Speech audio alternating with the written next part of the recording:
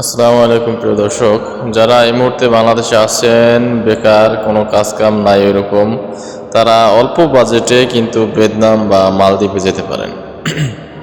সেখানে গেলে মোটামুটি ভালো একটা কাজ পাবেন। যদি কাজ শিখে যেতে পারেন তাহলে কিন্তু ৩৮,০০০ বা ৪০,০০০ টাকার মতো স্যালারি পড়ে, এবং বাংলাদেশ থেকে ভিয়েতনাম বা মালদ্বীপে যেতে কিন্তু খুবই সামান্য খরচ লাগে।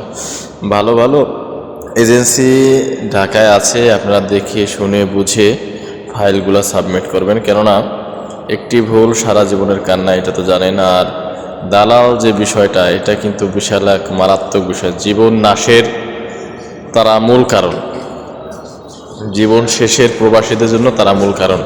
কেননা দালালরা করে কি, নিজেরা বাড়িতে বিল্ডিং করে আর আরেকজনের বাড়ির অবস্থা খারাপ করে ছাড়ে। সুতরাং দালাল থেকে সাবধান। আপনারা ভালো ভালো এজেন্সি যারা আছে তাদের কাছ থেকে সুন্দরভাবে পরামর্শ নিয়ে কাজকাম করবেন, যাতে আপনার টাকা পয়সা, কষ্টের টাকা নষ্ট না হয়। কেমন? তো ভালো থাকবেন, দোয়া রাখবেন।